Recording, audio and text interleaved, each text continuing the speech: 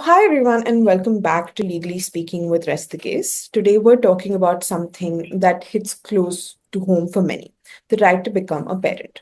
The Supreme Court has recently asked the Centre to respond to a provision in India's surrogacy law that prevents couples from opting for surrogacy if they have already had one child. At the first glance, it may seem fair.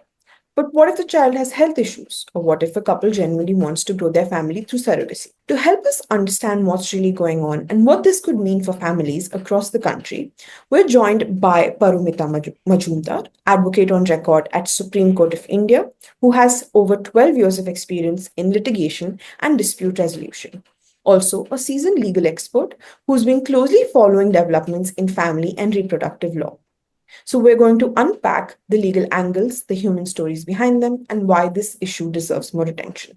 First of all, welcome to today's podcast, Advocate Paramita. Thank you very much. My first question to you in regards to this would be if you could give us an overview of what the Surrogacy Regulation Act looks like in India, and why does it say, and why does it restrict the option for surrogacy of the second child? Okay. So basically, surrogacy in India until 2016 was completely unregulated, completely happening in a haphazard manner, in unregulated manner. There were no rules, no regulations. Surrogate mothers were getting exploited, and there was absolutely no check over the kind of surrogacies which people were going for, and there was a lot of commercial aspect involved until 2016. Then came a PIL which was filed by late Madam Jayashree Wad, who was also my senior, and I assisted her in that matter. The filing of that PIL forced the Honorable Supreme Court to direct the central government to come up with some important policies and or some kind of regulations to regulate commercial surrogacy. And then came the surrogacy guidelines 2016, regulation 2016, and from there now we have come to the Surrogacy Regulation Act 2021. Now, from having absolutely no checks and balances Yeah. to coming to a law which is putting too much of regulations or too much of restrictions on couples. Because if you see this act, the key provisions of this act are like, basically I'll just brief them in 5 pointers. Yeah. First is that it has to be altruistic in nature, which is completely fine. It doesn't put any kind of restrictions, rather it saves surrogate mothers from getting exploited. It has to be altruistic, no commercial aspect involved. It has to be completely based on only medical expenses, and no other financial transaction should be there. No other Second, yes, and second is it has to the it can only be availed by married couples, which is only a heterosexual couple, that is man and a woman. Yeah. So people of the same gender cannot go for it, even if they are having a relationship. So that is also a restriction. And then this man and woman, which are who are the husband and wife, they also have to prove that they are infertile. Okay. So there has to be a proven infertility, and it has to be a man and woman. Only then they become eligible for surrogacy. Then comes the surrogate mother, must be a close relative. She should be married, and she should have at least one child of her own. So then again, these three restrictions are again quite strict in nature. Then comes the restriction of one surrogacy at a time. After having one surrogacy, the couple is not allowed to go for another surrogacy, from where we again come to this policy of restriction of a second child. So this is really arbitrary per se, because if we assume a couple who wants to have a second child, but they have some medical issues because of which they are not able to give birth to a second child, they cannot go for surrogacy. Even if they have the first child who is born out of surrogacy or biological or adopted, they cannot opt for the second child. So these are the broad 5 principles on which the whole act is based upon. But then there are many petitions in the Supreme Court of India as of now which are pending, which are really focusing on the kind of strict regulations which this act is act is imposing Yeah. upon couples who are going for surrogacy. Right. Yeah. So, why has the Supreme Court recently sought a response on this particular provision? Is it because of the PILs that have been filed, or does the Supreme Court also think that this provision is problematic?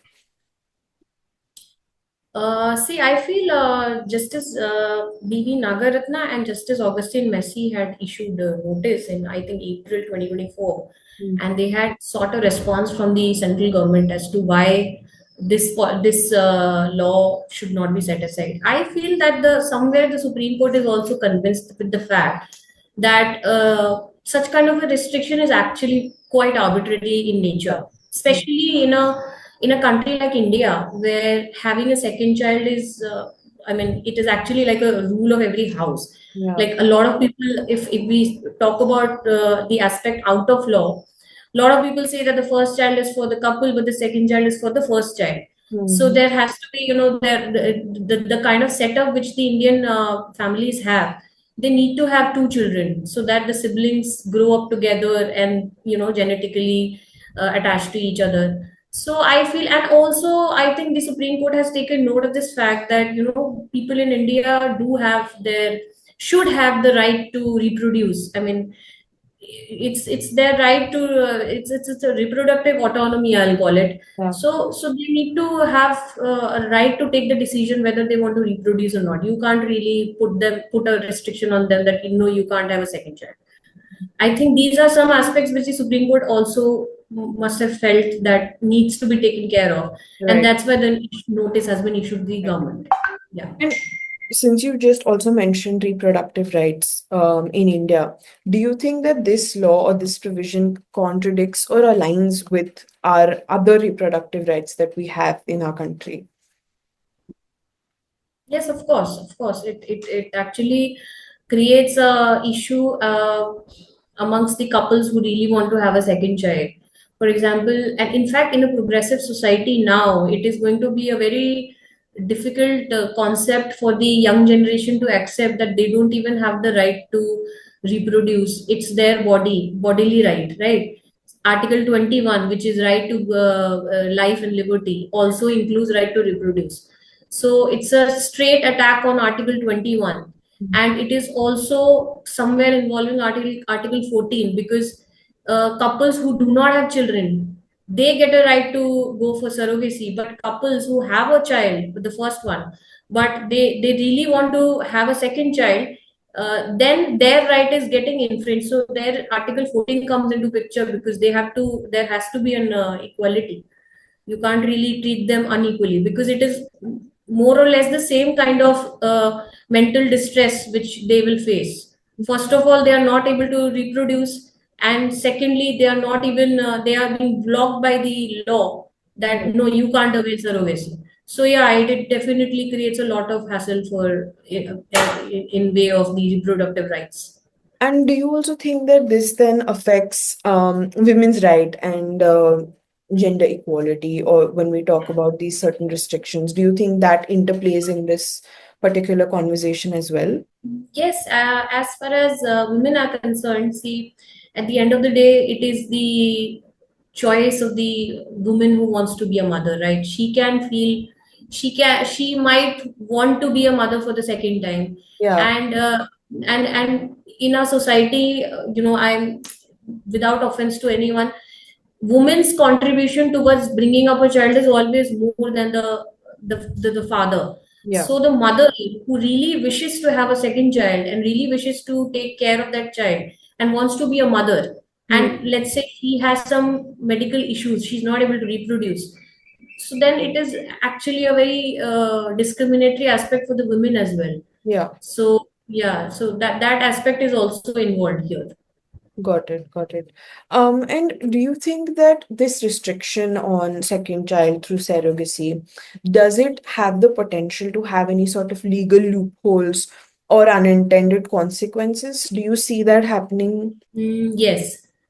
See, what happens is when you restrict someone from doing something, they will come out with some or other way to just violate the law, or do what they wish to do. If not legally, then covering it up by various modes. For example, they can go for like wealthy people, the people who have money, they can go outside India, they can get it done.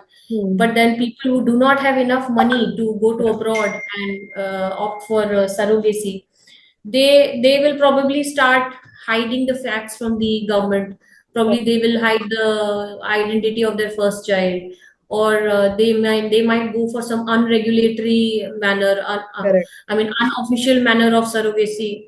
So that is again very dangerous for the surrogate mother, because she might feel that she's not getting enough medical expenses, or she's again being dragged into a commercial sort of surrogacy. So if it takes place in an unregulated manner, then again we'll come to the point zero from where we had started. Like again, it will become a very Unregulated space. secretive Hmm. and discreet. It will start taking place in a very discreet manner. Yeah, yeah. So again, we'll come back to the same point. Very So good. yeah. Yeah. So do you think that, like we are talking about, this restriction on not being able to have the second child to surrogacy, but do you think there are any other aspects of this act which also need to be addressed, or which also, can be changed or need to be changed? There are certain aspects, like in the beginning, I mentioned that only couples who are married and who are heterosexual are allowed to go for surrogacy, Yeah. and then they have to prove their infertility as well. Mhm. Then the woman who becomes a surrogate mother needs to be married. She needs to have a child of her own. So some of the restrictions which are there in the act, although the act has been well intentioned, and the focus of the act is towards avoiding any kind of exploitation to the surrogate mothers, Mhm. and not letting it take place in a commercial manner. Mhm. But then still there are some restrictions which are probably too much into the act, Yeah. and there should be some exceptions given, or probably some appellate boards or some authorities to be appointed Yeah. who can take a decision in cases where there are some exceptions or some genuine cases Mhm. where you have to allow it, right? Yeah. There can be such cases. For example, if a child is probably suffering with some illness by which he might die Mhm. tomorrow, if some life-taking illness, or any other consequences, so the parents will be desperate to have a second one, right? So in such cases, I think there should be some categorization, some exceptions in the act itself, Mhm. so that these people can also come get covered under the act. Got it. Yeah, yeah. Yeah. And so now with this, with provision, the Supreme Court seeking, questioning this provision, seeking a response from the central government. According to you, how do you see this going ahead, or what do you think, according to you, would the uh, court's decision be, or what do you think is the future for this law? I feel if the Supreme Court decides that this particular provision, which is Section 4C, 3 Part 2 of the Yeah. Act, which actually puts this restriction of having a second surrogate child. So I think if it gets held as unconstitutional by the Supreme Court, then in that case, I think it will give a wider picture to the scenario, and it will open the gateways for people who want to have a second baby by surrogacy. It can also encourage outsiders, people who are foreigners, to come to India, because uh, eventually, since the act has come, the number of people who are coming to India for surrogacy has Yeah. reduced drastically because of these restrictions. Yeah. So I think if these restrictions are set aside, and this particular section is held as unconstitutional, then it is going to cater a lot of requirements which are needed. And then it will also give the women who are going to become the surrogate mothers a lot of commercial freedom, economic freedom, economic empowerment. Yeah. Because right now, the way the act has been designed, it is giving more protection to the woman than economic empowerment. Right. So, if so much, among so much of protection, the woman also needs to have the economic empowerment to avoid any kind of exploitation, Right. right? So that is one of the cases. Or what can also happen is that Supreme Court might direct the central government to come up with some genuine cases, to put some exceptions in the act itself, Yeah. which will include the genuine cases. Or the Supreme Court might direct appointment of some appellate board or some authority which puts a proper regulation and checks, and takes applications from people and decides case by case Hmm. whether they should be allowed or not. Yeah. So these three things might come from the Honorable Yeah. Supreme Court. But then, yes, it is going to put a lot of impact on the implementation of the act. Hmm. And then it will also open the gate for. And if it, at the same time, if it is not allowed or the petition is dismissed, then it is going to give probably a lot of disputes coming up from the general public, who the couples who might come with. For example, this petition has also been filed by a couple Hmm. suffering with medical issues and who really want to have a second child. Hmm. So it will open the gate for a lot of litigation in future. Right. Right. Okay. Yeah. I think we have covered more or less everything that is with today's topic. Do you have any closing thoughts on today's topic? Anything that you would like to say before we end this conversation? Well, I would just like to say that we all are looking forward towards the decision of the Honorable Supreme Yeah. Court, and especially the response which the central government is going to come up with, Yeah.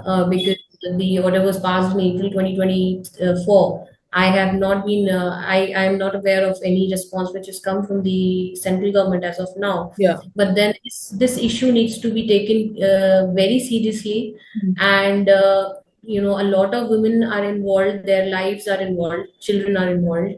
And we really are looking forward to have a progressive society. And since in last 10 years, our the country is really favoring right to privacy, and a right to, lot of liberties are being given to the citizens. So I feel, since we are moving ahead towards a progressive era, so I really desire that such kind of restrictions which are getting imposed on the citizens due to such kind of acts should be, actually be taken care of, and should be amended, or should at least be given thought about. Yeah. Yeah. Completely agreed. And I think we're all awaiting the response from the Supreme Court. And once we have that, we'll be sure to update you on what the Supreme Court has to say. And while the Surrogacy Act aims to protect vulnerable parties, this particular restriction might be doing more harm than good for many who are trying to complete their families with love and care. The Supreme Court stepping in opens the door to rethink what a fair regulation really looks like. A huge thank you to you, Advocate Paromita, for breaking it down so clearly and sharing your perspective. We hope this episode gave you something to think about. As always, thank you for tuning in, and we'll be back soon with more conversations that matter. Thank you so much. Thank you very much. Thank you.